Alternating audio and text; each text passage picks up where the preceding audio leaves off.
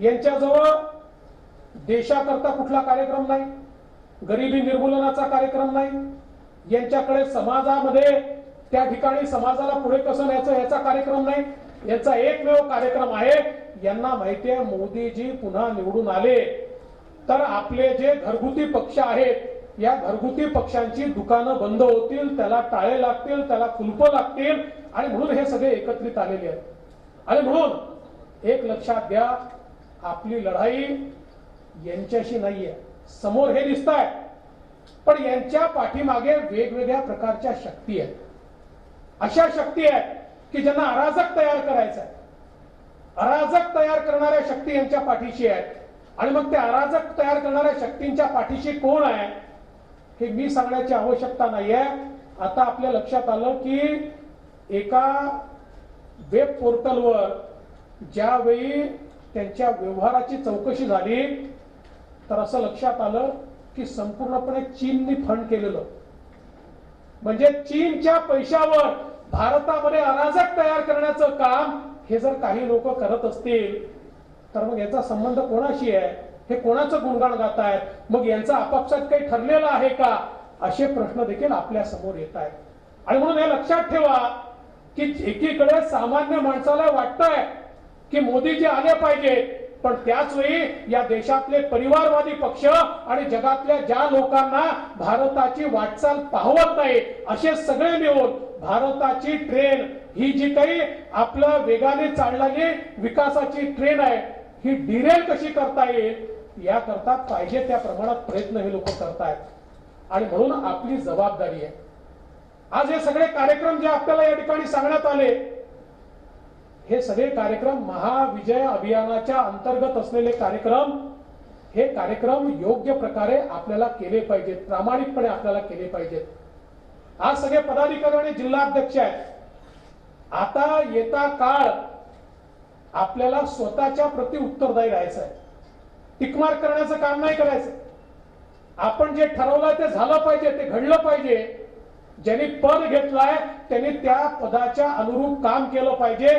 पद हे केवळ प्रतिष्ठेकरता नाहीये, पद ही जबाबदारी आहे. प्रतिष्ठा ती पदाने मिळते, पण जो पदाची जबाबदारी ओळखत नाही त्याची प्रतिष्ठा देखील तात्काळ संपते, फार काळ काही टिकत नाही, त्याला कोणी विचारत नाही. आणि म्हणून जे पदाधिकारी आहेत, जिल्ह्याचे अध्यक्ष आहेत, या सगळ्यांना लक्षात ठेवलं पाहिजे की आपली जबाबदारी समजून आपल्याला येत्या काळामध्ये हे काम करावं लागेल.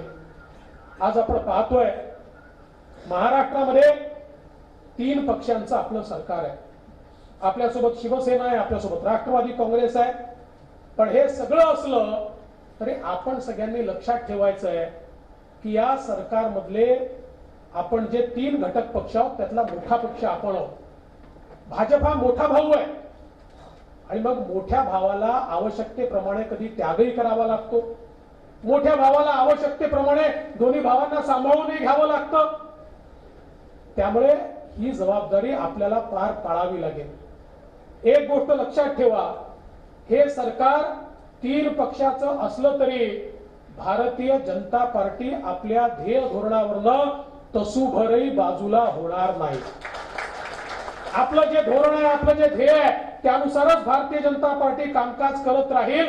पण आपल्या दोन्ही मित्र पक्षांना सोबत घेऊन या ठिकाणी हे काम आपण निश्चितपणे करणार आहोत.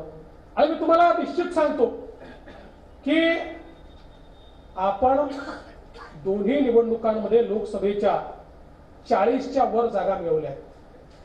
42-43 जागा आपण या ठिकाणी मिळवलेल्या आहेत. आणि याही वेळी आपण सगळ्यांनी जर योग्य मेहनत केली तर आतापर्यंतचे सगळे रेकॉर्ड आपण तोडू शकतो, अशा प्रकारचं वातावरण या ठिकाणी आहे.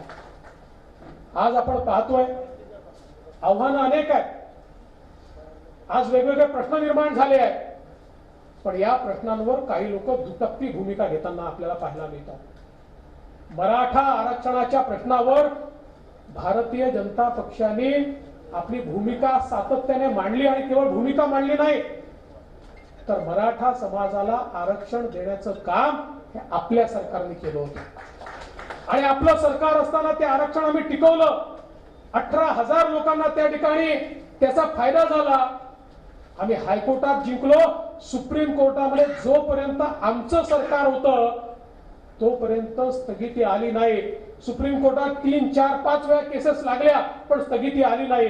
महाविकास आघाडीचं सरकार आलं आणि हे आरक्षण त्यांनी घालवलं.